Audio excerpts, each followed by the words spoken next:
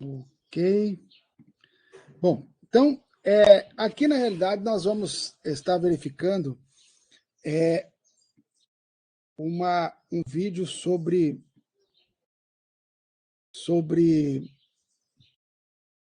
análise, avaliação preliminar de riscos, tá? É uma coisa que vocês vão participar efetivamente. Deixa eu só... Porque que ele está lá na frente.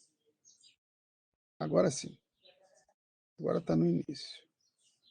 Não, não está no início. Para só um pouquinho, gente. Deixa eu pegar aqui. Colocar de novo.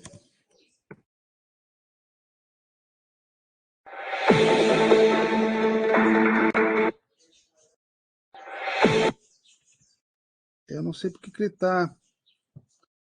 Mas a ideia é que a gente faça toda a implementação ou a visão de vocês com relação à análise de riscos, né? O que nós temos que fazer? A gente tem que ter o olhar clínico e verificar que pontos a gente tem de gargalos do ponto de vista de riscos. Obviamente, vocês não são os técnicos de segurança do trabalho, mas são os gestores que vão estar trabalhando concomitantemente com o técnico de segurança do trabalho.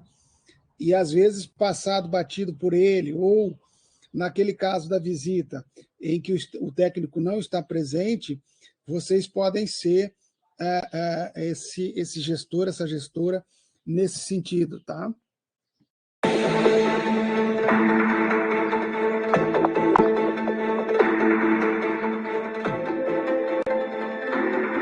Então, aqui vocês têm algumas cenas, tá?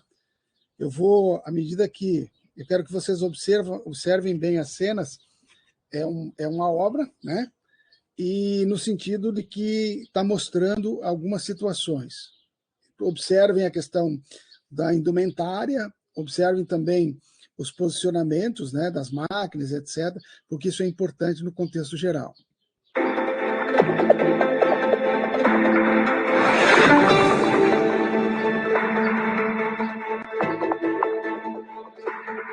Então, o que ele traz aqui? Ele traz algumas questões que são fundamentais na análise de riscos, né? Obviamente que o técnico de segurança já vai ter mais ou menos mapeado isso, se vocês tiverem numa obra em que já esteja em curso, né?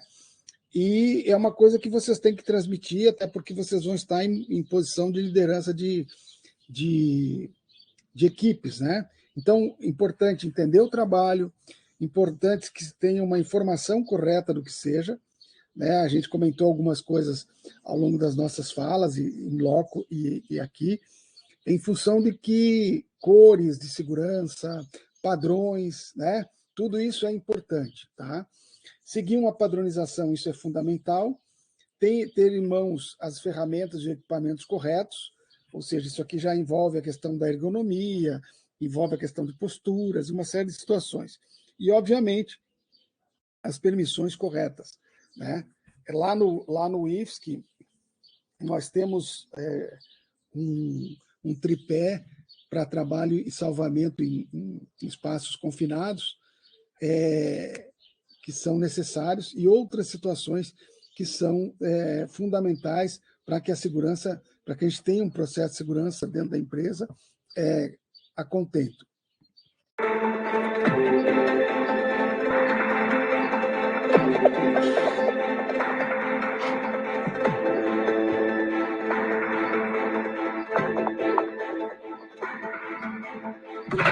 Vocês estão observando aqui algumas questões, né? Então, o equipamento de proteção que a pessoa tem que ter, né? O tipo de uniforme, até essas listas aqui, elas têm um padrão que segue a BNT, certo? Em termos de cores, em termos de onde tem que ser localizado, porque são as partes onde se pode ter uma maior impacto do ponto de vista das lesões, tá? Só um pouquinho, gente. Minha mãe não tem noção. Às vezes ela liga, eu já falei para não ligar em horário de aula, e ela resolve. Desculpa aí, tá?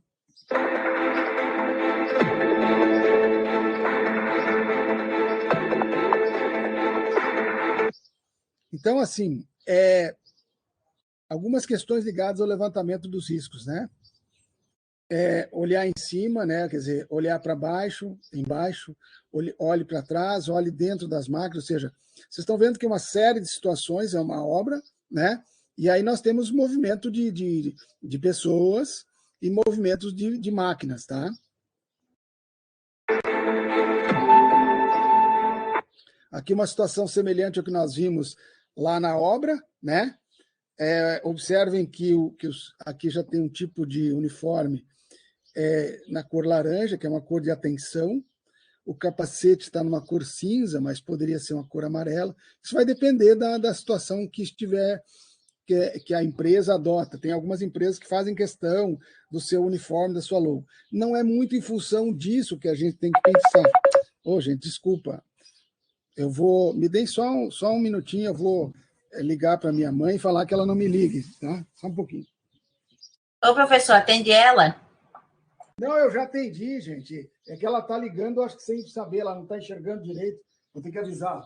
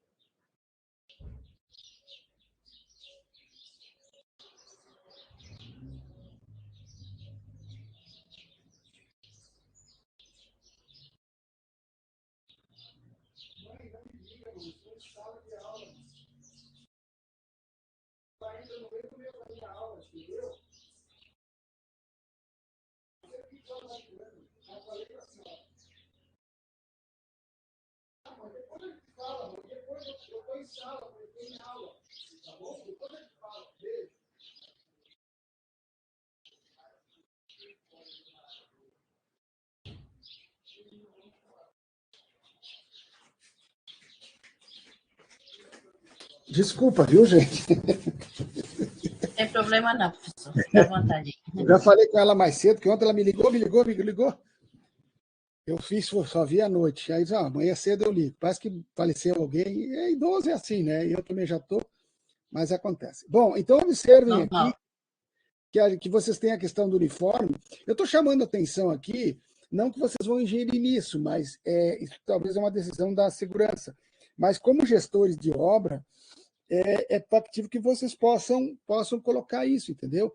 A cor, ela diz muito do ponto de vista de visibilidade. Então, não é um acesso, digamos assim, eu quero o azul, eu quero... Entende? É importante que se tenha uma cor viva e uma cor que possa se visualizar. Vocês estão vendo que as fitas aqui são cinzas e tem uma fita preta. Essa parte aqui elas são fosforescentes, né? Então dá para se enxergar quando houver um problema de iluminamento, tá? Mas podem ser amarela fosforescente, tá?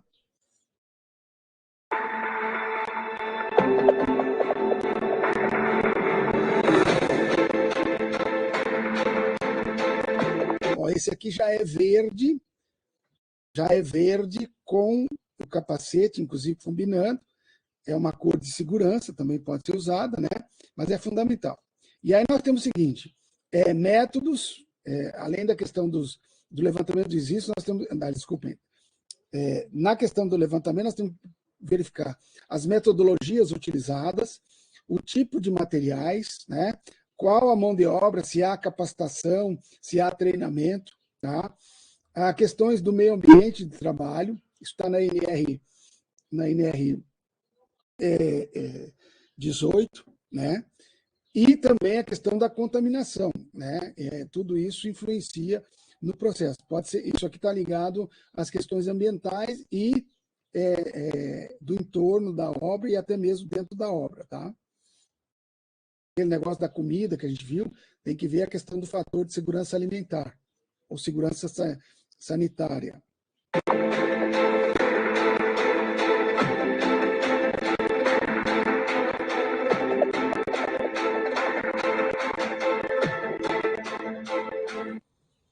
Então, aqui é só mais uma ideia, tá? o que acontece se falhar, se vazar, se quebrar, se cair, se deslocar, se rodar, se travar. São verbos, né, das questões que a gente tem que analisar do ponto de vista do levantamento dos riscos.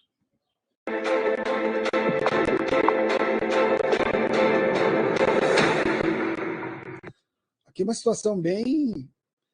Eu tenho o duto de eletricidade passando aí, né? E a caixa é cheia de...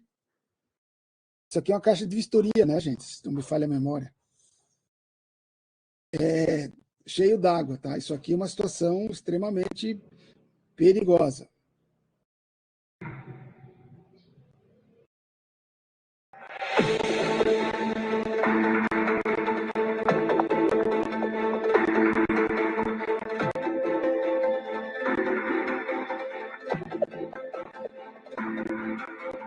Ó, aqui é um exemplo de um espaço, trabalho em espaço confinado, né? A pessoa vai fazer um trabalho aqui interno, né?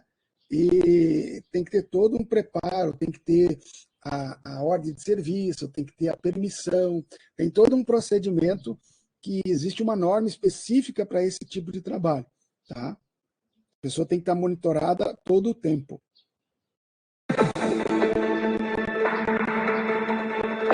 Aqui alguns exemplos, né, na obra, né?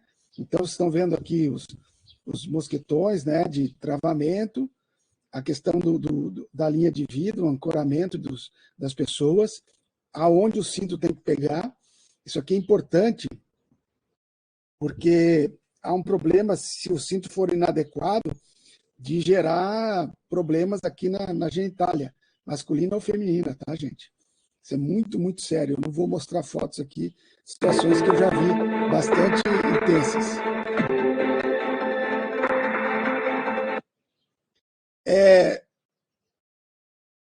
Entender no levantamento, se não entenderem, se não fizerem, se cometerem um erro, se precisarem de ajuda. Então, ou seja, são situações que a gente tem que analisar e fazer um checklist para caso ocorra alguma dessas situações aqui.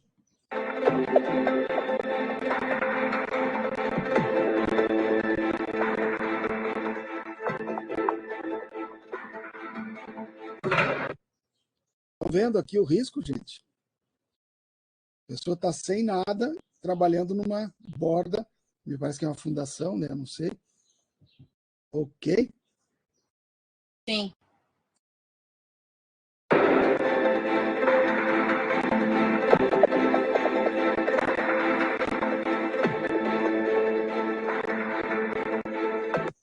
Isso aqui é um pouco de avaliação, né? Vocês vão entender quando a gente falar sobre a NR3, na qual é mais relacionada a embargo, interdição, né? Então, questão do risco, se ele é frequente, se ele é ocasional, se ele é improvável, se ele é remoto, se ele é provável. Então, dentro de uma escala Likert, quanto maior o número, né? Maior é a questão da preocupação que a gente tem que ter.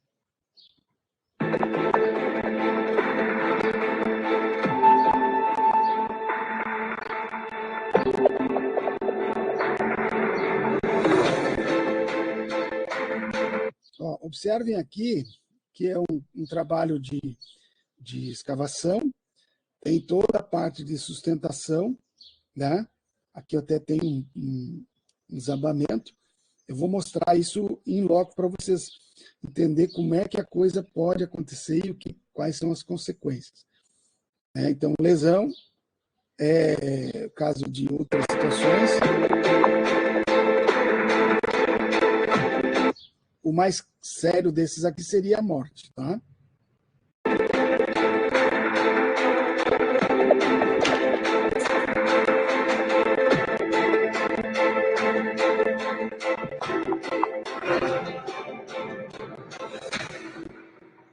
Então, aqui vocês têm uma série de riscos. Opa, deixa eu só voltar um pouquinho, congelar essa imagem. Vocês podem ter choque elétrico, atingimento da pessoa por um veículo ou um maquinário, né? Ou bater contra alguma situação, né? Ser asfixiado, atropelado. incêndio, deslizamento, queda, presença de umidade e ferramentas inadequadas, tá?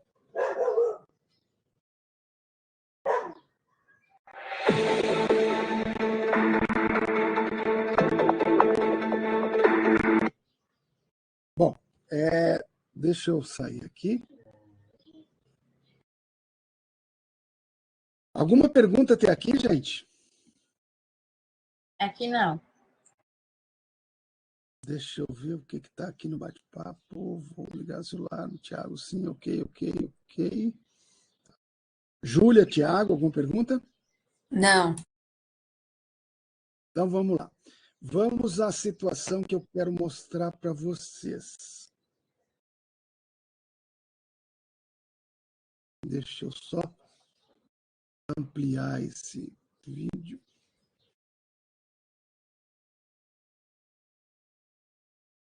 Tá boa a visualização, gente? Sim, tá aparecendo bem. Então, eu vou colocar aqui. Vamos só observar a cena, tá? Vou colocar para rodar.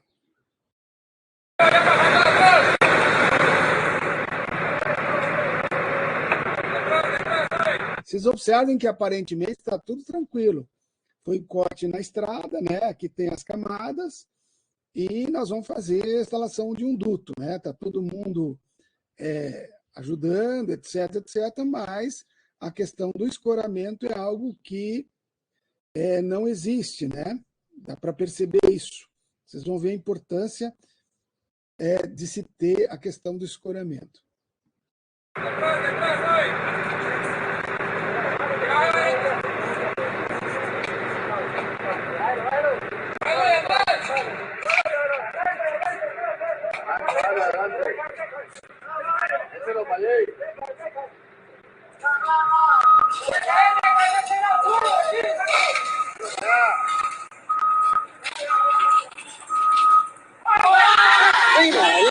Uy, marica.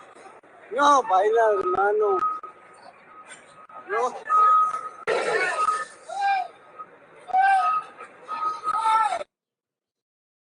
E aí, gente, eu queria ouvir um pouquinho vocês dessa... O cara ficou embaixo, né? Sim, exatamente. Aqui é possível que a gente tenha um óbito, né? Claro que existe todo um período para se retirar, não é fácil retirar, mas o que eu quero dizer para vocês de maior é justamente a questão da prevenção. Lembram das 4 palavrinhas, né? Então, assim, aparentemente a obra está sendo tranquila, abrimos o buraco, colocamos ali a retroescavadeira, né? Estamos aí escorando, tem uma pessoa lá, só que o solo ele é instável, né? E ao se ter ali uma modificação, né, na abertura do solo, aparentemente aquilo que está estável pode ceder, como foi o caso, entenderam? Obviamente que eu não sei, eu não tenho resultado, eu recebi o vídeo só essa parte, é mais como explicativo, mas aí nós podemos ter uma lesão séria, inclusive a questão do risco de morte. Para vocês entenderem a importância do escoramento dentro de uma obra, tá? Qualquer que seja ela. E ali você Professor, já tem... ali Sim, também poderia ter uma linha, né? uma linha de vida, só que assim, Sim. né? Ajudaria em termos para resgatar a pessoa, né? Porque tu tem um tempo que fica ali embaixo. Eu não vi se parece que cai também a parte de concreto ali ou de asfalto, né? Enfim, tem tudo é uma questão de impacto, né? E como a gente não tem o resultado, é fundamental, mas a linha de vida é algo fundamental também. Obviamente que a questão maior seria a preparação, o escoramento da obra para que essa pessoa pudesse executar o serviço. O que nós podemos deduzir disso aí? Uma é que a pessoa que estava ali estava achando que está tranquilo e está seguro. Inclusive as pessoas em volta. Isso aí é um erro, tá? Não pode se menosprezar, principalmente numa profundidade igual aquela ali. né? Outra coisa, o trabalhador poderia se recusar a fazer o trabalho? Sim, poderia, porque está numa condição insegura. Vocês conseguem entender a imprevisibilidade que ocorre? Quer dizer, se eu entro, eu estou consentindo, e ao consentir eu posso sofrer um dano. A pessoa que vai sofrer o dano ali, ela pode ter danos muito sérios, né? Inclusive o óbito por asfixia, né? Ou alguma coisa que caiu na cabeça, enfim, não posso supor, mas posso deduzir. E a empresa vai ter todo um processo de investigação desse acidente, entenderam? É fundamental que vocês... ali não é o técnico de segurança que vai estar ali, mas vai ser um de vocês que vai estar supervisionando isso, entenderam? Então, há que se ter uma preocupação para além, no sentido de não permitir a execução da obra, né, em condições inseguras, entenderam? Sim. Beleza, então vamos ver isso do ponto de vista da NR3. Existe uma norma, que é a NR3, ela sofreu uma atualização em 2019, e ela fala sobre embargo e interdição. Tá? Aí vocês vão ver as diferenças, tá? E a importância que o Ministério do Trabalho dá para essas questões. O que é importante se dizer é o seguinte, o Ministério, eu não sei, isso é uma falha minha, eu até tenho que buscar isso, do quantitativo de fiscais do trabalho que existem aqui em Santa Catarina. Eu acho que eu já comentei, ou foi em outro momento, talvez em outra aula, mas eu vou comentar. Por exemplo, em Goiás, onde eu trabalhei vários anos, nós são 246 municípios, tá? E tinha-se 80 fiscais para fiscalizar toda essa gama de municípios. Obviamente que nós não temos pessoas suficientemente para fazer a fiscalização. Então, cabe muito ao bom senso, né, entender que a gente está trabalhando com vidas, e o bom andamento para que a empresa, a obra não seja embargada e nem mesmo interditada. Tá? Então, vou colocar aqui um pouquinho do vídeo. Conseguem ver minha tela, né? Eu vou só tirar a minha câmera para não ficar difícil para vocês.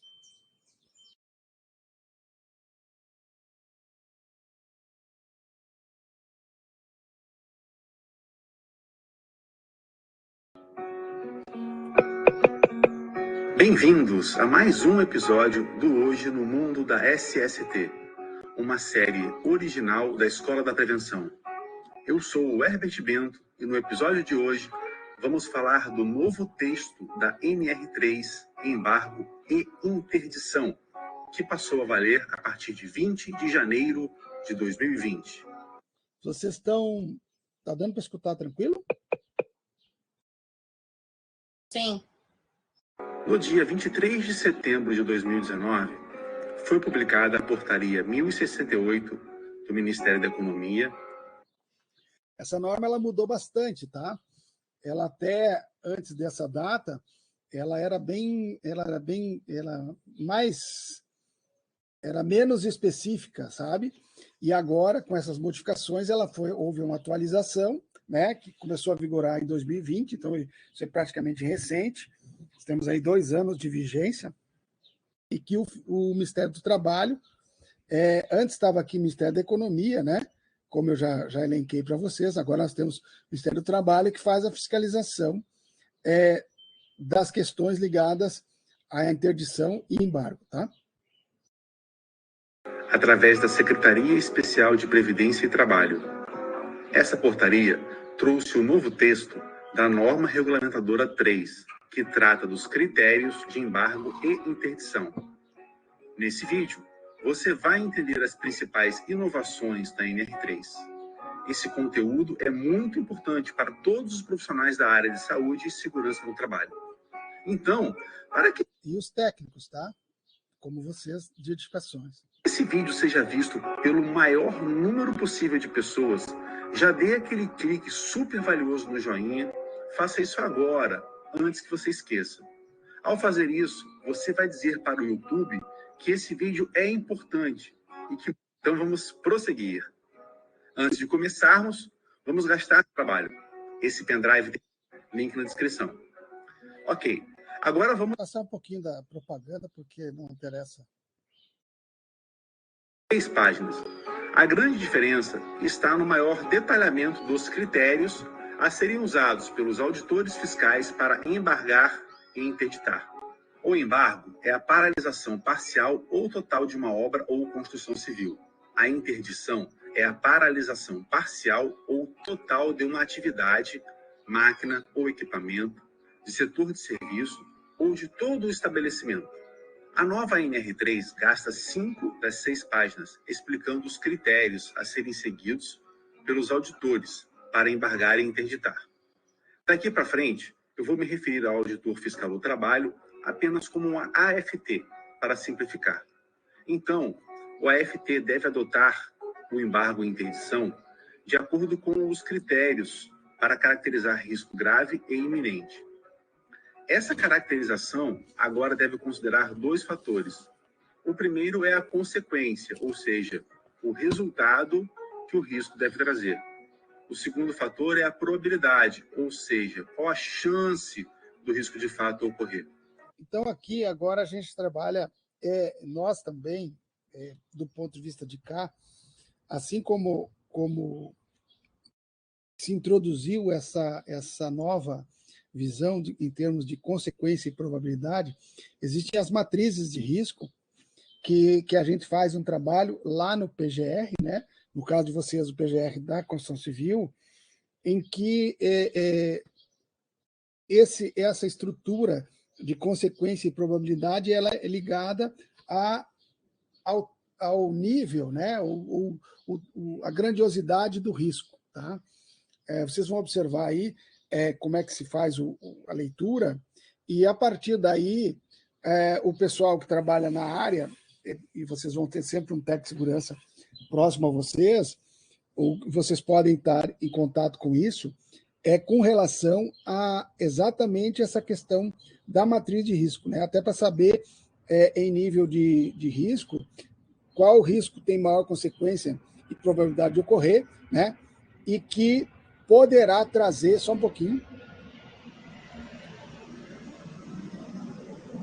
isso é o que dá morar próximo a uma linha do aeroporto.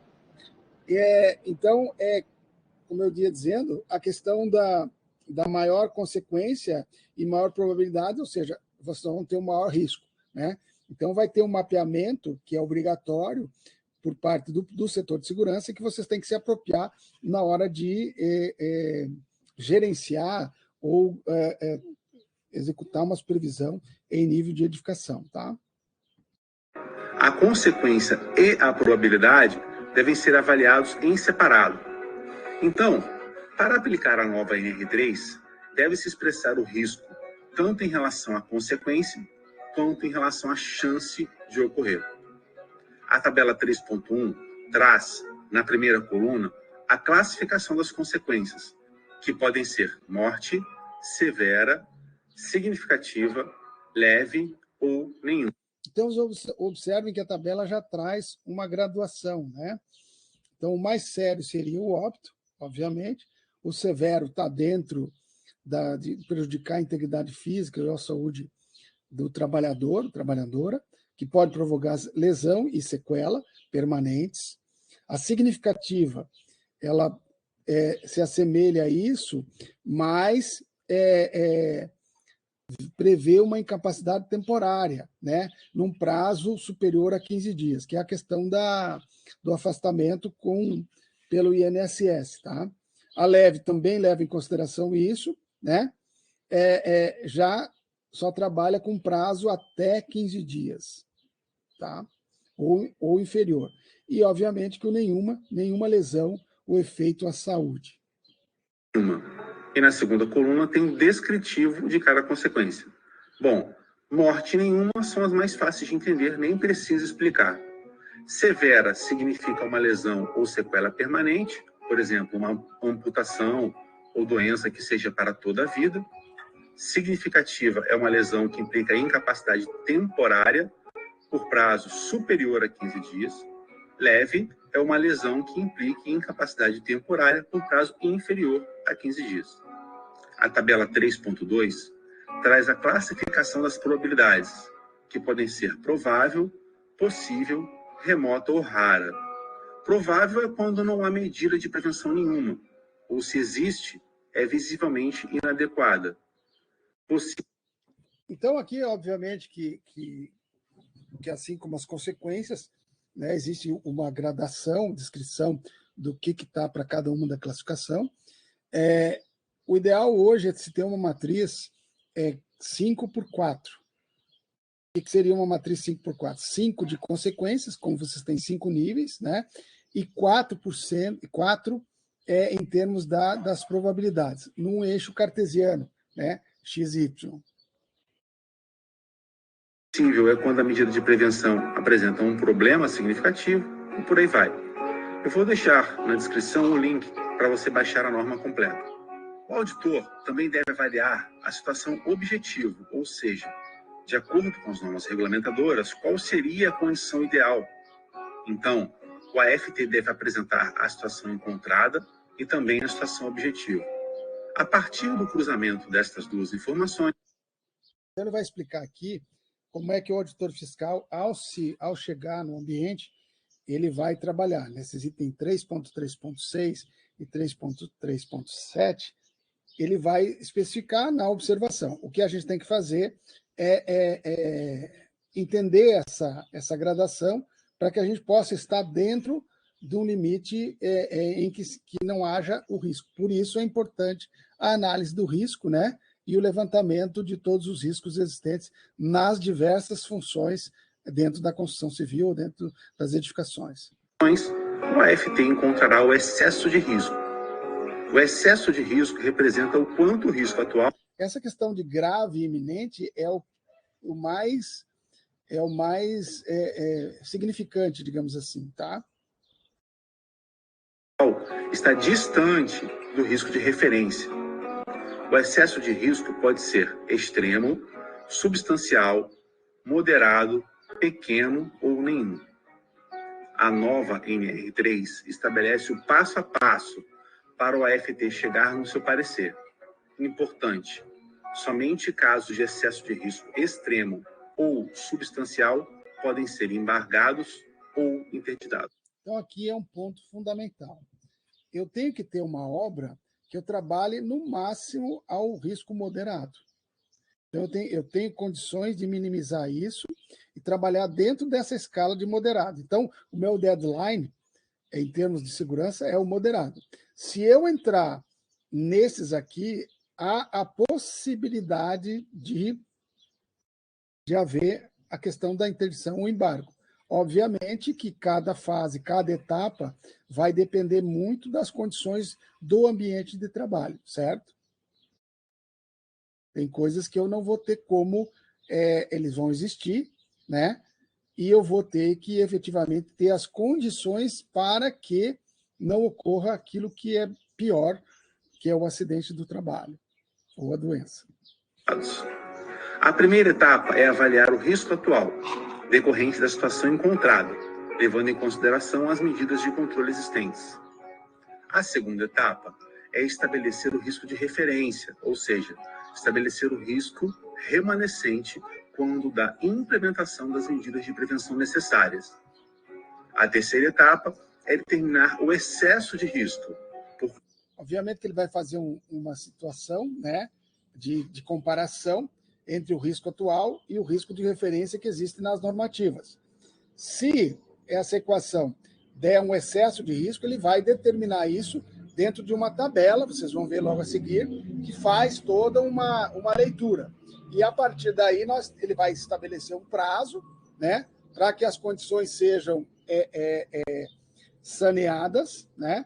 É importante que se diga que não sai, a não ser em caso de morte, um acidente muito grave, que a gente tem aí a imediata interdição e embargo. É porque tem que se fazer toda uma análise. Pode ser que o equipamento tenha rompido, né? Pode ser, tem toda uma questão de nexo causal tem que ser analisada também. Comparação entre o risco atual e o risco de referência.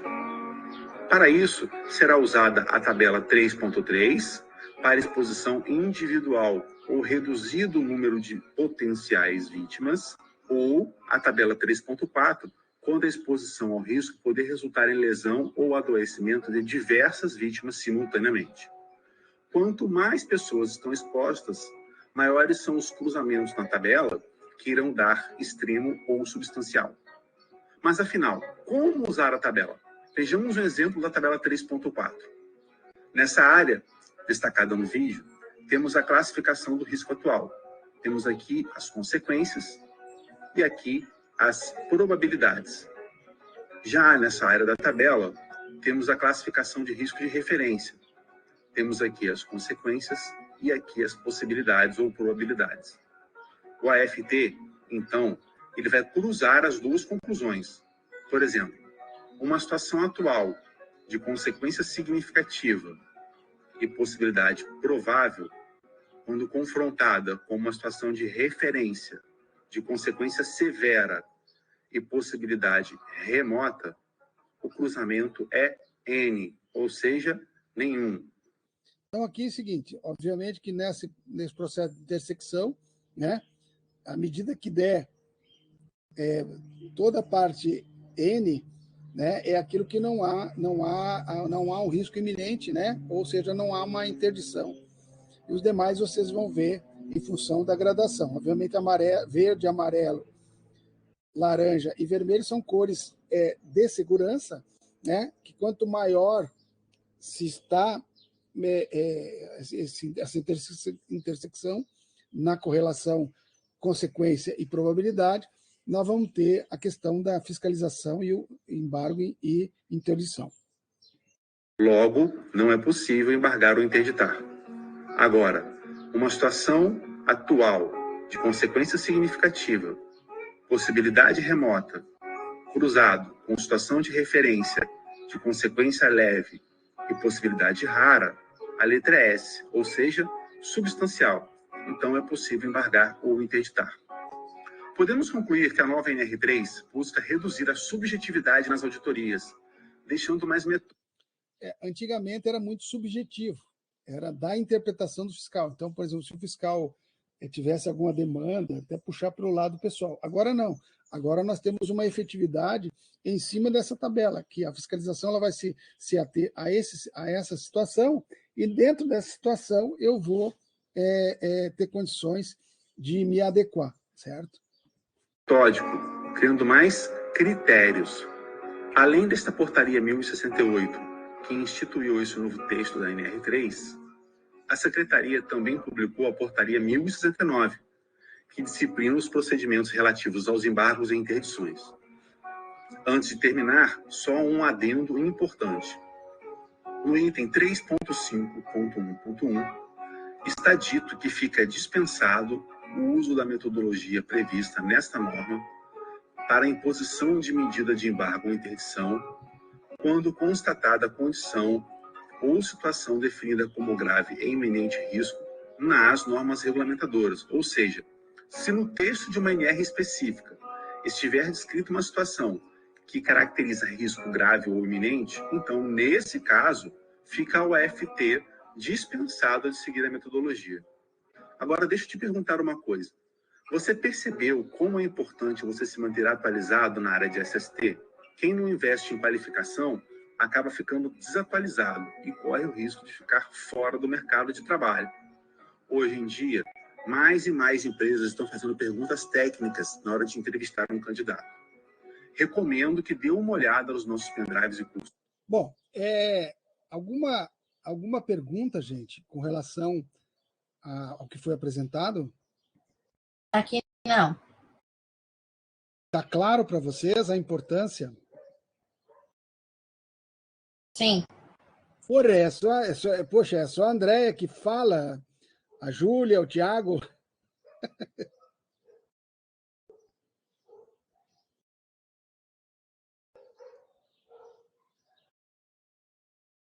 Júlia, tem algum questionamento? Tiago? Não. Então, beleza, gente. Deixa eu ver aqui o que colocou o Tiago. Não estou te ouvindo, Tiago.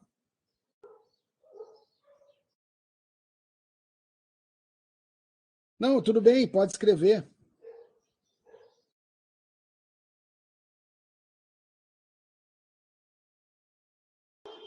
Eu acho que na hora de você colocar, Tiago, é a questão do... Tem que colocar microfone, tá? Senão, às vezes, não consegue, talvez, entrar o teu áudio. Mas pode enviar a mensagem.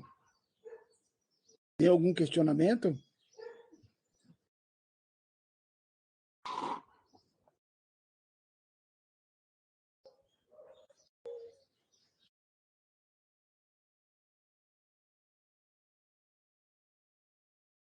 Beleza, não, mas tem problema não. A gente tem o chat aqui, aí tu pode comentar sempre pelo chat, tá, Tiago? Sem problemas. Bom, vamos a outra situação, as outras situações, deixa eu abrir aqui.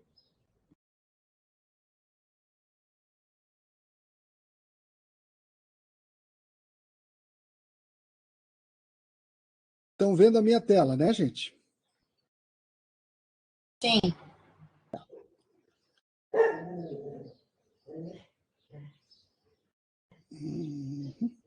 Bom, eu vou passar um texto da NR5, tá? A nova redação da NR5, ela traz uma situação que é a seguinte: houveram algumas mudanças substanciais, tá? Vocês vão ver aqui nos quadrinhos que nós falamos do risco, do mapa de riscos. O mapa de riscos é uma ferramenta que deixou de ser obrigatória, porém, nós não temos nenhuma ferramenta que ainda, como é que eu vou explicar? Que substitua de forma eficiente e eficaz, né? Então, assim, embora esteja desobrigado, vocês vão ver que ela é uma ferramenta que é útil ainda. E uma coisa importante, que a NR5, ela traz a figura da CIPA, né? Que é a Comissão Interna de Prevenção de Acidentes. E essa comissão, ela tem toda uma caracterização, ela é uma comissão paritária, onde eu tenho parte do empregador representado nela e parte dos empregados ou dos colaboradores representado nela. A diferença está da seguinte forma: aqueles que são parte do empregador são designados por ele para estarem à frente da CIPA. E aqueles que estão por parte dos empregados ou dos colaboradores, eles são eleitos pelos seus pares.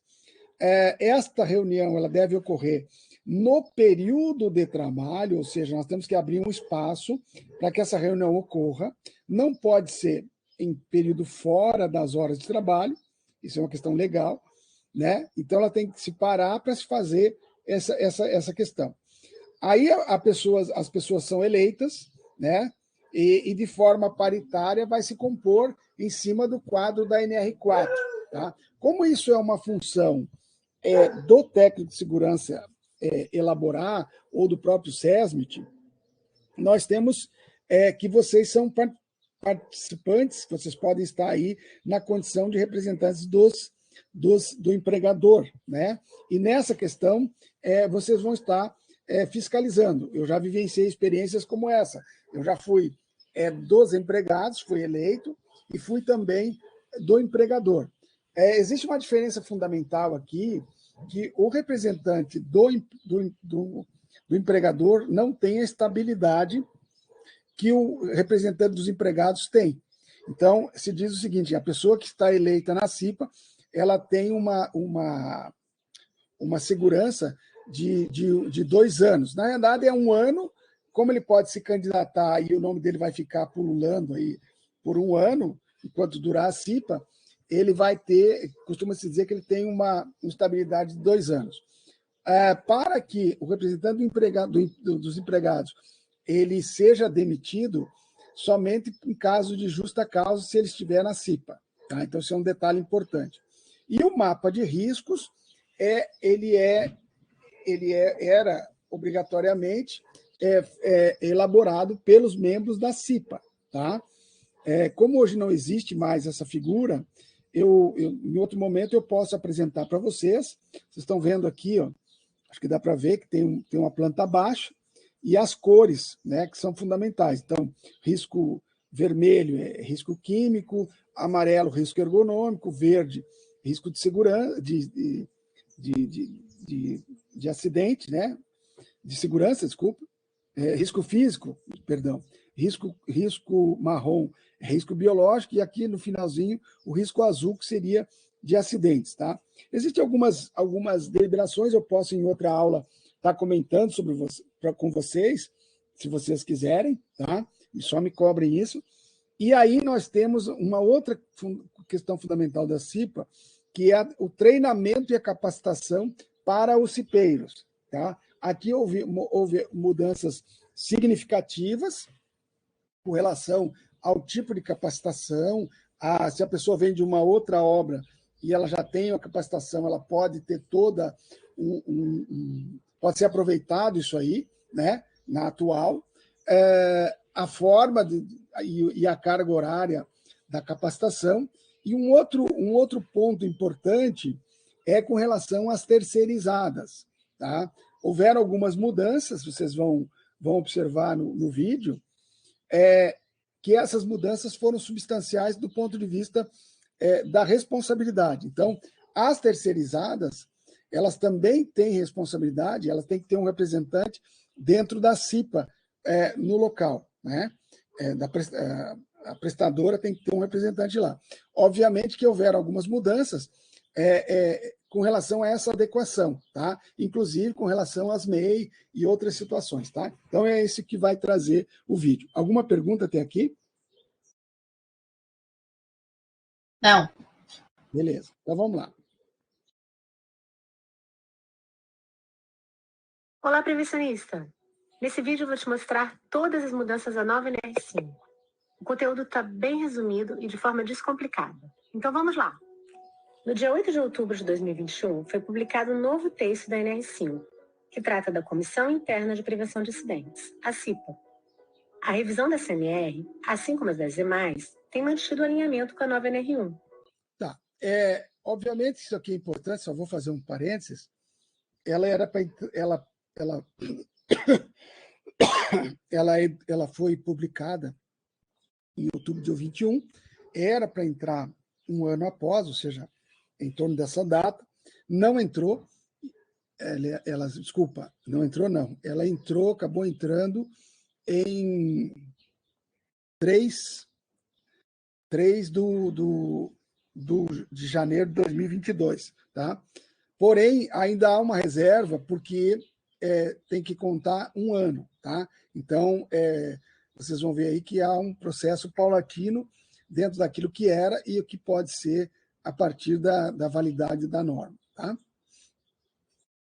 Que passará a ser o principal conjunto normativo de saúde e segurança no trabalho. Vamos falar sobre as novidades que envolvem a CIPA, as eleições, treinamento, dimensionamento e suas atribuições. E fique até o final, pois vamos mostrar uma grande mudança para os mapas de risco. Só um pouquinho, gente. Sobre as eleições... Aqui. Deixa eu ver quem é que está chegando aqui. Deve ser a Natália.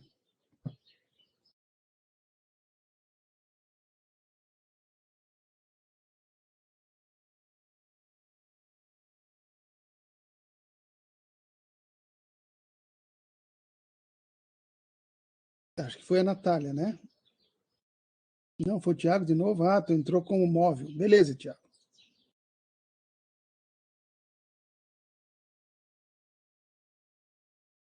A grande novidade é que quando a participação na votação for inferior a 50% dos empregados, o período de votação deverá ser prorrogado para o dia seguinte, sendo considerada válida com a participação de, no mínimo, 1/3 dos empregados. Ou seja, se a empresa tiver 100 empregados e menos de 50... Eu vou só fazer um parênteses aqui. Anteriormente, nós tinha que se ter um dia de votação e tinha que se ter 50% mais um. Tá? Se isso não ocorresse, eu teria que fazer mais um dia de votação e permanecia esse percentual. Agora não. Agora, com essas modificações, houve uma facilitação, né, no sentido da escolha, em que eu possa fazer em pelo menos até 3 dias, mas que haja uma diferença em termos de percentual de presentes para que eu possa validar essa CIPA. 50 tiverem participado, deverá haver mais um dia de votação, e a obrigação passa a ser de participação de 33 empregados. Se ainda assim, no segundo dia de votação, não tiver a participação de 1/3 dos empregados, deverá haver prorrogação de mais um dia, sendo considerada válida a eleição com a participação de qualquer número de empregados. Os votos só devem ser apurados quando alcançarem o exigido, ou seja, 50% no primeiro dia, ou 1/3 no segundo, ou qualquer quantidade de participantes no terceiro dia. O que você achou dessa mudança? Facilitou a preparação das eleições? Ou vai gerar muitas dúvidas para o processo eleitoral? Comente aqui embaixo. Não será mais indicado um único secretário para toda a gestão da CIPA, conforme era exigido na versão anterior da norma. Em cada reunião ordinária ou extraordinária, os membros da CIPA designarão o secretário responsável por redigir a ata. Pode ser a mesma pessoa em todas as reuniões ou não, o que a CIPA achar mais adequado. Essa mudança facilita, pois qualquer um dentre os presentes poderá redigir a ata, não ficando dependente de uma única pessoa. E também, outras atribuições do secretário no texto antigo, como a preparação de correspondências, não são mais necessárias atualmente com o uso rotineiro de e-mails e outros meios digitais de comunicação. Como já está previsto na nova NR1, o treinamento realizado há menos de 2 anos pode ser aproveitado na mesma organização. Ou seja, se algum empregado fizer parte da CIPA 2 anos seguidos, não precisará passar pelo treinamento no segundo mandato. Mas atenção, que o aproveitamento deve seguir o estabelecido na NR1. O conteúdo deve ser o mesmo. Quem tiver realizado o treinamento em 2021 ainda será treinado com o conteúdo do texto atual. Que conteúdos são esses? São situações de segurança do trabalho de forma geral, né? Constituição de CIPA, função da CIPA, a questão das ferramentas para visualização. A CIPA é importante porque ela tem o poder de embargar, né, internamente uma máquina, um equipamento, um setor, em função de que se adeque às questões de segurança do trabalho. Qual que é a vantagem da CIPA? Que eu, como colaborador, eu posso levar até a CIPA é um órgão legal, né, e que tem interlocução direta com o gerenciamento da obra. E não fica exposto o trabalhador a trabalhadora, porque pode gerar retaliações, né? Enfim, a CIPA tem esse poder, tá? E a outra coisa importante é que nessa capacitação, além disso, vai se está prevista a questão das semanas internas de prevenção de acidentes, né? Da inclusão de alguns temas que vocês vão ver logo à frente, aí, que eu acho extremamente importante, até comentei com vocês lá na nossa visita em loco, eu queria que vocês se ativessem para isso, e que é cada vez mais importante o processo inclusivo, tá? E para aproveitar esse treinamento, o conteúdo exigido na nova NR5 já deve ter sido dado. E o aproveitamento deve ser registrado no certificado. Falando em conteúdo, não será mais obrigatório abordar sobre AIDS. Quando a norma foi criada, a AIDS matava um número muito maior de pessoas e era mais desconhecida, sendo necessário massificar informações sobre a doença. Atualmente, ainda é uma doença perigosa, mas já existe muito mais informação e medicamento. Aqui a gente entra atualmente, com a questão das DSTs, doenças sexualmente transmissíveis, tá? Resultando no controle maior da doença. Outra novidade no treinamento são noções sobre a inclusão de pessoas com deficiência e reabilitados nos processos de trabalho. A carga horária do treinamento também mudou. Na versão anterior, eram 20 horas para qualquer tipo de empresa. Agora, o tempo de treinamento está diretamente relacionado com o grau de risco. A carga horária mínima para os estabelecimentos de grau de risco 1 será de 8 horas, enquanto que para os graus de risco 2 será de 12 e para os graus de risco 3, 16 horas. E aqueles empregados de estabelecimentos com grau de risco 4 deverão passar por 20 horas de treinamento.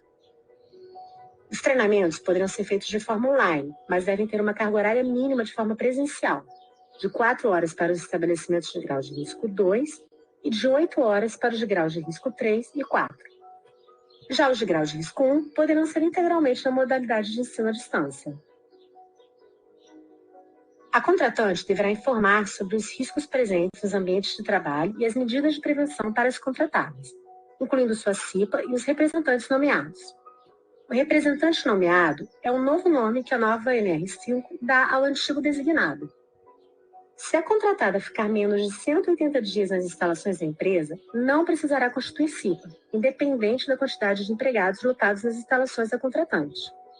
Mas quando tiver mais de 5 empregados, precisará ter um representante nomeado. Ou seja, a CIPA não é obrigatória, mas um representante designado é para mais de 5 empregados. Assim como a nova NR1 prevê tratamento diferenciado para os microempreendedores individuais, o MEI também está dispensado de nomear um representante de CIPA. No nosso último vídeo da série sobre a nova NR1, falamos mais sobre os requisitos que o MEI está dispensado. Você pode conferir aqui no card ou na descrição. O quadro para o dimensionamento da CIPA ficou muito mais simples de ser consultado, levando em conta o número de empregados e o grau de risco. A grande novidade nas atribuições está diretamente ligada à nova NR1. Se quiser saber mais sobre as etapas do PGR previstas na NR1, vou deixar um vídeo aqui no card e na descrição. A nova NR1 exige que a organização deve adotar mecanismos para consultar os trabalhadores quanto à percepção de riscos ocupacionais, podendo, para este fim, ser adotadas as manifestações da CIPA. No novo texto da NR5, a CIPA deve acompanhar os processos de identificação de perigos e avaliação de riscos, ou seja, o seu trabalho deve ser complementar ao do SESMIT. A percepção dos riscos dos trabalhadores deverá ser registrada. E aí está a grande mudança que ocorreu para os mapas de riscos. Eles não são mais obrigatórios. A CIPA poderá escolher outra técnica ou ferramenta apropriada com a assessoria do SESMIT. Na nossa série sobre a nova NR1, falamos sobre identificação de riscos. Não deixe de dar uma olhada. Se gostou do nosso conteúdo, curta e compartilhe. Nos encontramos no próximo vídeo. Até mais!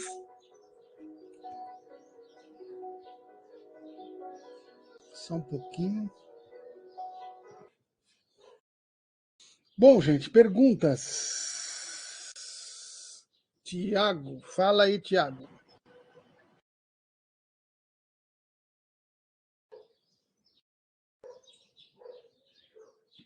Ou escreve, né? Tá certo.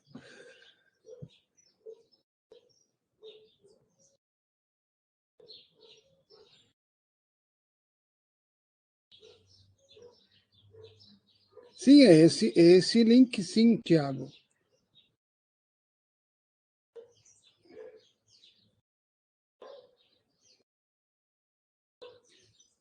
Tu tem uma pergunta, Tiago? Ah, tá, eu já tinha passado da CIPA. Tudo bem. É por isso que eu perguntei no início. Mas algum questionamento mesmo assim? Aqui tudo ok, professor. Tá, desculpe aí se eu já tinha passado, é porque igual eu perguntei para vocês, tá? Eu não estava lembrada, professor, desculpa. Não, tranquilo, sem problemas, tá? Mas vocês viram a importância da CIPA, né? E da questão do mapa de riscos, que não é mais necessário. Em outro momento eu apresento para vocês, ok? Vamos direto, então, para o outro vídeo, que é a questão dos EPIs, tá?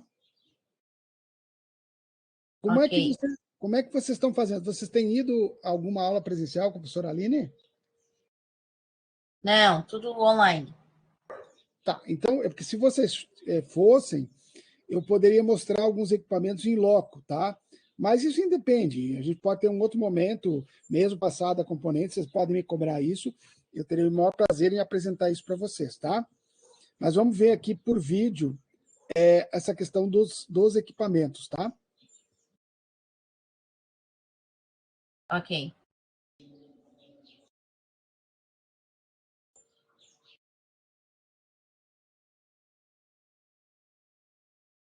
Deixa eu ver aqui. Tiago, 150% online. É uma coisa importante, né? A questão dos reabilitandos, né? Que é o teu caso, né, Tiago? Tu viu aí que há uma importância muito grande com relação a isso a partir de agora, com relação até à preocupação na CIPA, tá?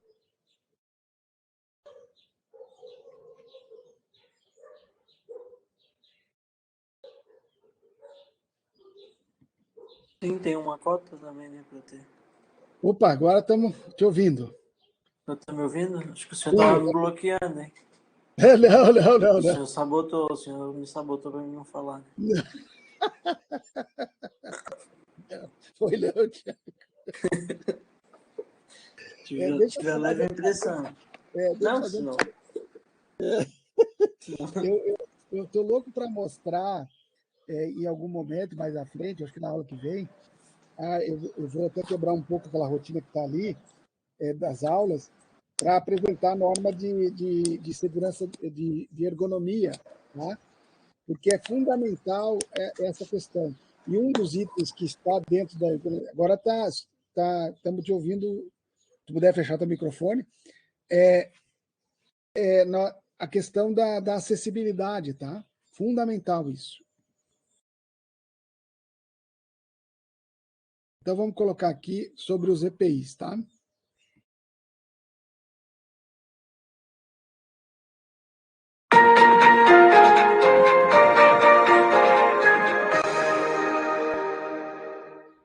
E aí, pessoal, tudo Estão vendo a minha tela, gente? Sim. Sim. bem? Sejam bem-vindos. Aqui é a prof. Vanessa Petronilha. E hoje vamos falar um pouquinho... Deixa eu só fazer uma crítica aqui. Eu pego os vídeos, mas eu tenho algumas críticas também, né? Eu também sou criticado, claro. A abreviatura de de professora é profa, tá? Então ela escrevia profa Vanessa Petrolina, porque prof é a abreviatura do masculino, tá? E porque o azinho tem diferença, porque eu não falo professoro, eu só falo professora, então é profa Vanessa Petrolina, ok? Só um detalhe aí. Sobre a NR6, que é uma norma regulamentadora que trata sobre equipamentos de proteção individuais. E essa norma, né, foi atualizada pela última vez em 26/10/2018. Então, é nessa atualização que nós vamos falar um pouquinho hoje. Considera-se EPI todo dispositivo ou produto de uso individual, utilizado pelo trabalhador, destinado à proteção de riscos suscetíveis de ameaçar a segurança e a saúde do trabalhador no trabalho. Existe também o equipamento conjugado de proteção individual, que é todo aquele composto por vários dispositivos que o fabricante tem associado contra um ou mais riscos que possam ocorrer simultaneamente e que sejam suscetíveis de ameaçar a segurança e saúde no trabalho. O EPI, nacional ou importado, só pode ser posto à venda ou utilizado com o certificado de aprovação, que é o nosso conhecido CA. Esse certificado ele é expedido pelo órgão nacional. Foi modificado a forma, né, como é organizado. Antigamente era o Ministério do Trabalho e Emprego, só que não tem mais Ministério do Trabalho e Emprego, agora é o Ministério da Economia. O Ministério da Economia tem uma Secretaria Especial de Previdência e Trabalho, e essa Secretaria Especial de Previdência e Trabalho... Aqui vocês desconsiderem que isso aqui já mudou, tá? Existe hoje, graças a Deus, voltou o Ministério do Trabalho, tá? É dividida em duas secretarias, a Secretaria da Previdência e a Secretaria do Trabalho. E é esta Secretaria do Trabalho que é o órgão nacional competente em matéria de segurança e saúde do trabalho. Existem, né, algumas responsabilidades que são dadas ao fabricante nacional importador, ao empregador, ao empregado, à Secretaria do Trabalho e ao SESMIT. Agora nós vamos falar um pouquinho sobre cada uma dessas responsabilidades em relação aos equipamentos de proteção individual. A primeira responsabilidade que a gente tem em relação ao fabricante nacional ou importador é que ele deve se cadastrar na Secretaria do Trabalho, em um sistema chamado CAEP.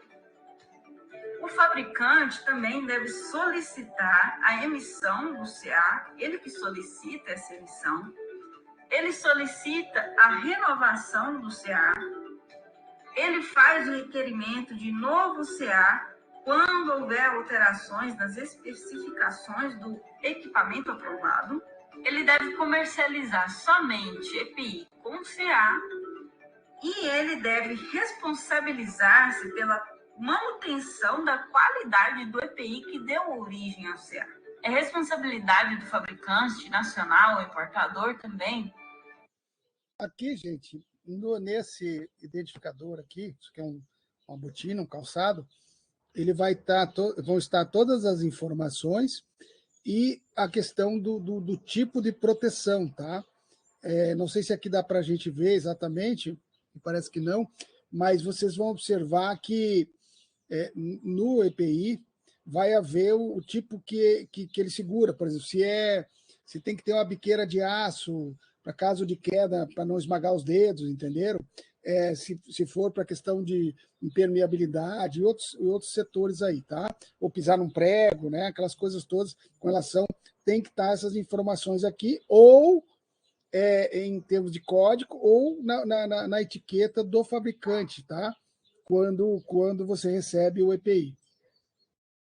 Fazer constar no EPI o número de lote de fabricação. Em relação ao cadastro, quem tiver curiosidade de saber sobre o sistema CAEP, eu vou colocar aí na descrição o link do site que faz o cadastro de fabricantes ou importadores.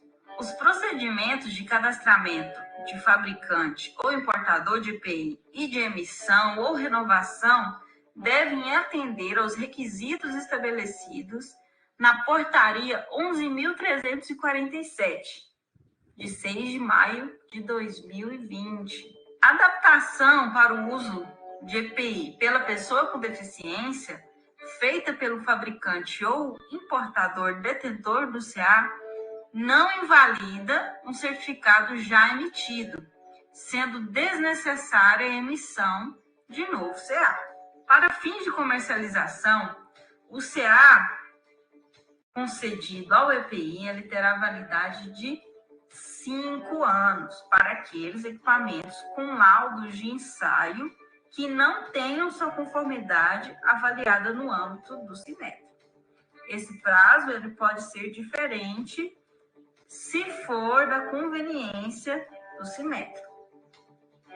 Só que existe uma diferença entre prazo de validade do CA e prazo de validade do EPI, do produto. Essa diferença se dá pelo seguinte: o prazo de validade do CA é o prazo da certificação dada pela Secretaria do Trabalho ao equipamento que autoriza o fabricante ou importador a comercializar um determinado EPI. Muitas vezes o equipamento contém o CA, mas a situação está inválida mediante a Secretaria do Trabalho. Então, pode não ter tido a renovação, ou entre outros motivos que podem acontecer. Deve conferir que, sim, mesmo estando renovado o CA, o produto corresponde às características descritas do CA renovado, pois pode ter tido algumas alterações nesse caso também. Para consultar, é só ir no site do MTE antigo, ele ainda está com o link do MTE, que eu estou colocando aí na descrição também, é onde se faz a consulta do CA para ver se ele está válido. Agora, a validade do produto refere-se, que todo produto deve ter um prazo que o fabricante desse produto atesta que, mediante a conservação do produto, ele vai durar até esse prazo. Ou seja, ele vai conseguir suportar o dia a dia ali estabelecido previamente pelo fabricante, quais que são os limites, né, dessa utilização, para poder se dar esse prazo de validade do produto. Mas então, como que eu faço? Por exemplo, eu vou comprar uma bota no mês 8 de 2020. O que eu tenho que fazer? Primeiro, eu tenho que verificar a validade do CA. Por exemplo, a validade dessa bota que eu vou comprar vai vencer em dezembro de 2020. E a validade do EPI vai vencer em maio de 2023. A validade do CA está ok, pois o que significa validade do CA? É a validade que o EPI pode ser comercializado. Então, ele pode ser comercializado até dezembro de 2020. Se foi comprado antes desse prazo vencido, tudo bem, está tudo certo. A validade do EPI também está ok. Então, significa que eu posso comprar essa bota. Está tudo ok. Eu não poderia comprar se o prazo de validade do CA estivesse vencido e a validade do EPI, por exemplo, estivesse muito próxima do vencimento. Entenderam aqui? Isso aqui é um detalhe importante, tá? Que vocês, nas checagens, vocês podem exigir o rol do pessoal de segurança com relação a esses dois fatores, que é o CA e o EPI, né? Validade do CA e validade do EPI. E até mesmo na descrição, na aquisição do lote, se vocês estiverem dentro da alçada de ordenação de despesas, tá? O que ocorre muitas vezes, a empresa faz uma compra bastante grande, porque tu tem que ter uma série de observações, não é simplesmente comprar tudo do mesmo tamanho, né? Tem a questão da altura, peso, se é masculino, se é feminino, as adequações, tudo isso é importante na hora da aquisição do EPI. E, obviamente, a questão do CA e da validade dos EPIs, porque, como o próprio nome já diz, tem prazo a validade. Se eu não posso estar usando, se houver uma fiscalização e a pessoa tiver com o EPI fora da validade ou mesmo da especificação, vocês podem ter problemas, tá? Eu tenho que tomar esses cuidados. Depois de comprado, o que eu tenho que fazer? Tomar cuidado com a guarda e conservação do produto. Pois é essa guarda e conservação que vai garantir a validade do EPI do fabricante, que o fabricante pré-definiu. Mas, professora, tem gente que fala que deve se trocar o EPI a cada 6 meses. Isso procede? Então, tem empresa que tem como norma interna a troca de EPI a cada 6 meses. Isso por quê? Para resguardar, por exemplo, que exista algum EPI com avaria e que não foi trocado, e que não foi avisado que ele estava com avaria. Então, aqui vai do critério da empresa, tá? Obviamente que vocês podem estar supervisionando, como vocês podem estar trabalhando próximo e devem ao técnico de segurança, ao engenheiro de segurança, vocês vão ter que ter esse tipo de... Aí vai depender da política da empresa, tá? Ou com algum dano.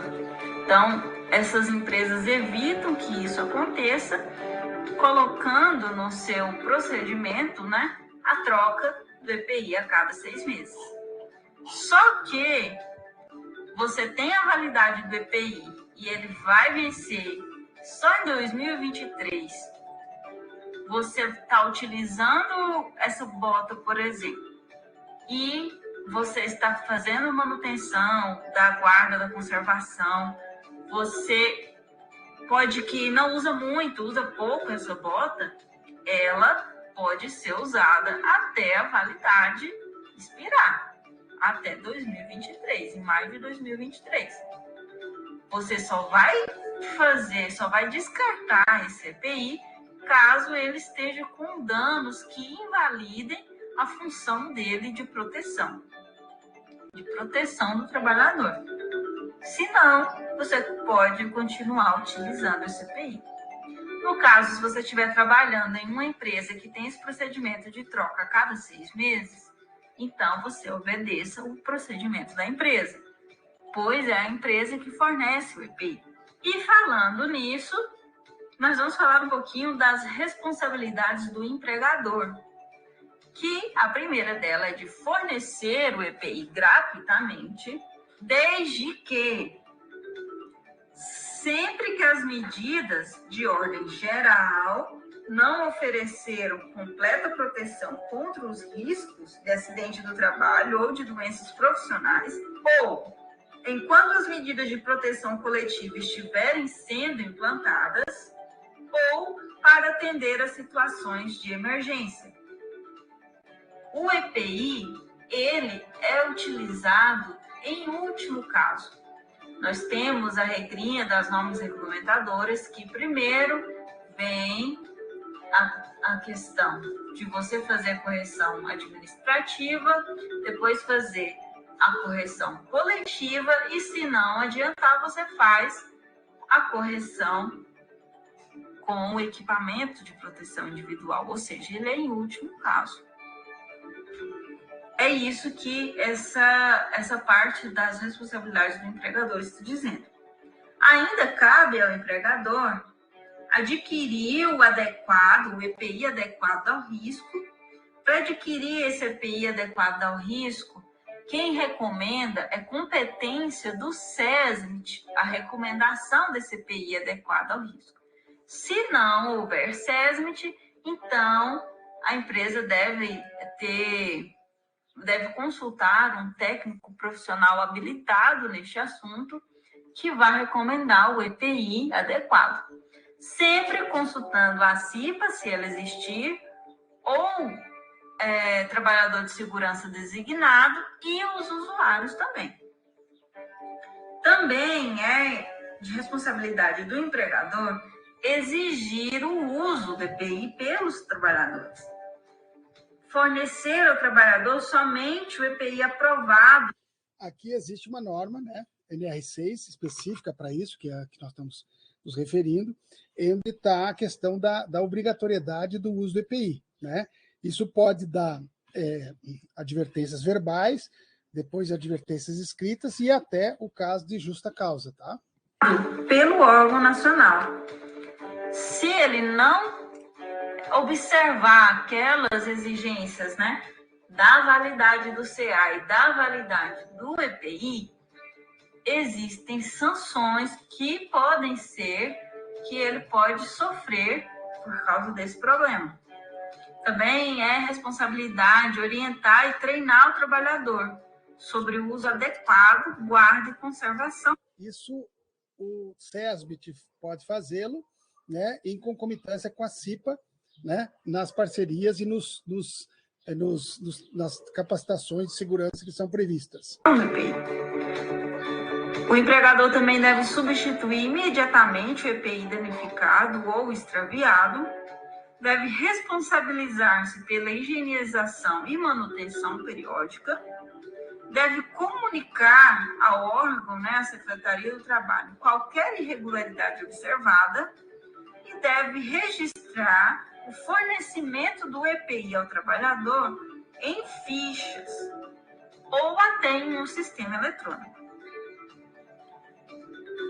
Existe também as responsabilidades do empregado, que são usar o EPI utilizando apenas para a finalidade que se destina, responsabilizar-se pela guarda e conservação, comunicar ao empregador qualquer alteração que torne o EPI próprio para o uso, cumprir as determinações do empregador sobre o uso adequado do EPI.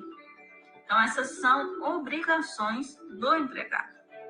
Existe a obrigação também da Secretaria do Trabalho, que é cadastrar... Agora é Ministério do Trabalho, tá, gente? Que tem a secretaria lá dentro. O fabricante ou importador de EPI, receber e examinar a documentação para emitir ou renovar o CA e também emitir ou renovar o CA, estabelecer, quando necessário, os regulamentos técnicos para os ensaios de EPI, fiscalizar a qualidade do EPI, suspender o cadastramento da empresa fabricante ou importadora, cancelar o CA e, sempre que julgar necessário, o órgão nacional pode requisitar amostras de EPI. Quem requisita é o órgão nacional. Agora, quem recolhe essas amostras já é o órgão regional responsável na região, no estado em que foi requisitado essa amostra. Existe também na NR6 o anexo que diz quais são os tipos de EPI e ele faz a listagem desses EPIs neste anexo. Nós vamos passar um pouquinho nessa classificação que é aceita para fabricar ou importar EPI. A primeira linha é o EPI para proteção de cabeça, que nós temos a balaclava, também conhecida como capuz, e temos o capacete. Também temos o EPI para proteção dos olhos e também da face, que podem ser os óculos, o protetor facial e a máscara de solda. São tipos de EPI para proteção dos olhos e da face. Agora, os tipos de EPI para proteção auditiva, a gente tem os protetores auditivos, que são esses 3 tipos aí utilizados que estão na imagem.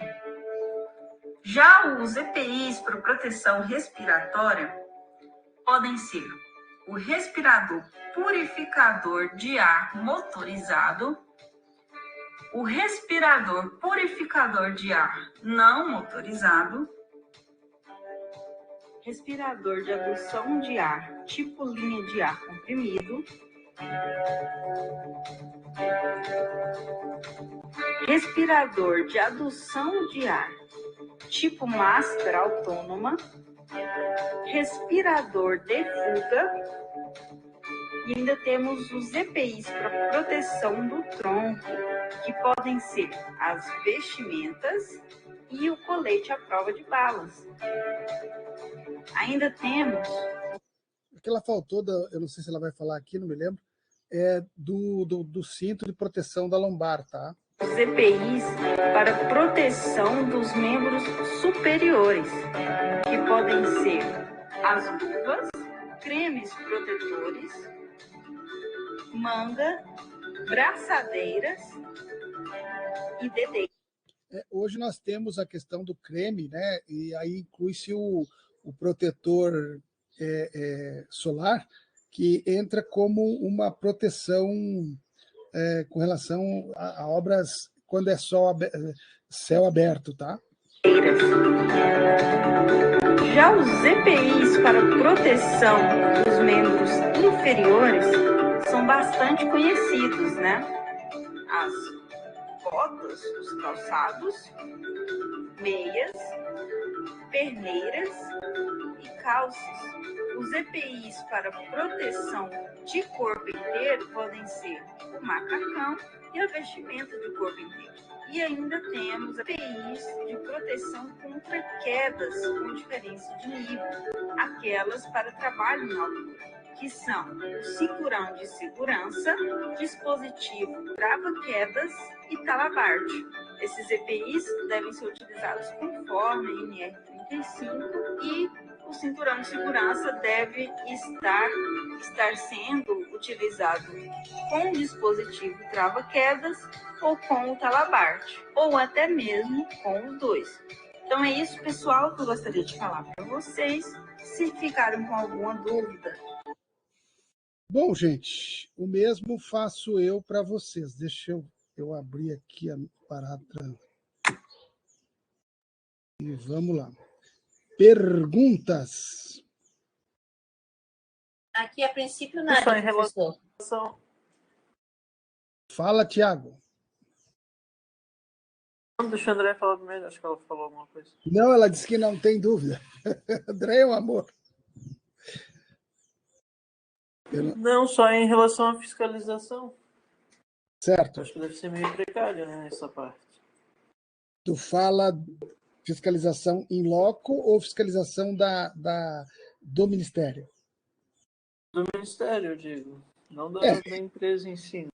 É aquilo que eu te digo, né? Na minha experiência profissional, como a questão lá na frente, antes, quando a gente falou de embargo e interdição, nós temos uma fiscalização muito precária. Vai em cima das denúncias, certo? E não são poucas. O problema é que entram numa escala de atendimento e, às vezes, quando a pessoa chega lá, já aconteceu o acidente, ou a pessoa foi demitida, uma série de situações que podem ocorrer e que inviabilizam, muitas vezes, a fiscalização. Infelizmente, nós temos uma política de Estado, e isso independe se é o governo que está atual ou governos anteriores, em que se não há um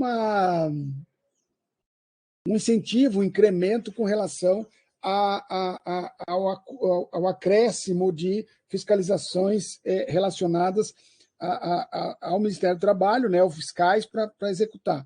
Porque, veja bem, dentro de uma proporção, você tem um fiscal para N obras, entendeu? Então, isso aí é muito sério. O que tem acontecido muito é a questão das denúncias, né? Em caso de óbito, e aí tem TV, tem coisa e tal, ou uma mutilação muito grande, né? Caso aquele exemplo que eu passei ali, se aquela pessoa veio ao óbito, um acidente grave, aí chama a televisão e tal, isso tem funcionado, né? E aí o Ministério vem em cima dessa fiscalização, mas realmente é. O que tem que se fazer, principalmente na área de vocês, no meu entendimento, é um trabalho eticamente profissional e de visão, onde a gente verifica efetivamente a efetividade disso aí, né? Se o pessoal de segurança está sendo adequadamente, está trabalhando adequado. Então, por exemplo, naquela visita nossa, eu detectei uma série de coisas que, no meu entendimento, poderiam ser melhoradas, tá? Obviamente que a gente tem nesse ínterim uma questão da empresa, né? Então, tem empresas que gostam de maquiar, só vão tomar uma ação, providenciar, quando há um acidente que seja de proporções, ou que eles nem consideram os quase acidentes. Tá? Isso é um erro, no meu ponto de vista. E a questão fundamental de criar subterfúgios. Né? Por exemplo, naquela obra que nós fomos, eu vi uma série de, até comentei com vocês, desde a comunicação visual, no meu entendimento, ela deixa de ser a desejar. Não é uma coisa do meu gosto, ou se está bonitinho, mas é uma coisa que equivale a uma questão de segurança. Não estou questionando a empresa como um todo, mas existe isso. Existe do profissional de segurança, que vai estar trabalhando com vocês, e existe também com a política da empresa como um todo. Eu não sei se eu te respondi, Tiago. Sim, ficou bem claro, sim. Beleza? Bom, gente, então o que eu tinha para vocês é hoje. Se não há mais perguntas, bom resto de semana para vocês, né? E vamos em frente aí, naquilo que é necessário. Tá bom? Tá bom, obrigada, professor. Boa semana também. Obrigado a vocês. Um Até grande mais. abraço. Tchau. Tchau. Não me bloqueia mais, né, professor? Não, fica tranquilo. Não foi mais isso, não. Tá bom. Valeu, Thiago. Desconta aí. Tchau, até semana que vem. Bom final de semana para vocês. Mas só fazer um quadradinho, não precisa nem ser a edificação. Coloca só um quadradinho e indica com uma seta. Não sabe quando eu chegar na fachada.